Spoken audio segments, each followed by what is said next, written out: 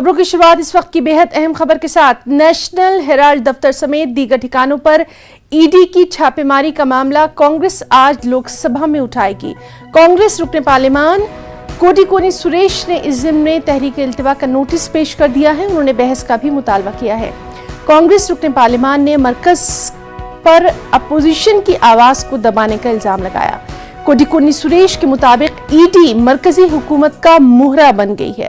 ख्याल रहे कि ईडी ने मंगल के रोज नेशनल हेराल्ड दफ्तर समेत 10 से 12 मुकामात पर छापेमारी की थी। एजेंसी की यह कार्रवाई देर रात तक जारी रही थी।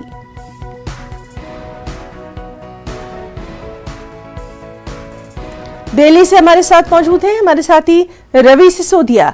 रवि, उम्मीद यही की जा रही थी कि कांग्रेस आज इस मामले को पार्लियामेंट में जरूर उठाएगी।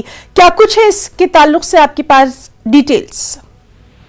देखिए मीना, इस मसले को लेकर कांग्रेस की तरफ से 2 सांसदों ने लोकसभा में नोटिस दिया है। कांग्रेस के सांसद के सुरेश और साथ ही साथ मणिकम टेगोर, इन दोनों की तरफ से नोटिस दिया गया और इस पर चर्चा कराने की मांग की गई है।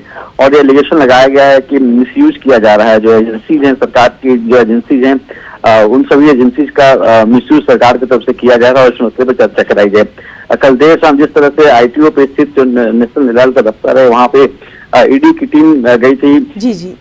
उसके बाद से ये मामला काफी बड़ा हो रहा था। इससे पहले से पूछताछ हुई है। सोनिया गांधी से पूछताछ हो चुकी है, राहुल गांधी से पूछताछ हो चुकी है और कांग्रेस के 2 बड़े नेता मल्लिकार्जुन खड़गे और पवन बंसल, इनसे भी इस मसले को लेकर पूछताछ ईडी कर चुकी है। इसी मसले को लेकर कांग्रेस तरफ से नोटिस दिया गया कि इस मसले पर चर्चा कराई जाए और जो एजेंसी है उसका सरकार दुरुपयोग न करे। जी बिल्कुल रवि, तो बहुत बहुत शुक्रिया आपका तमाम तर डिटेल्स के लिए। क्या कुछ कार्रवाई पार्लियामेंट पे रहने वाली है, उस पर भी लगातार नजर बनी हुई है।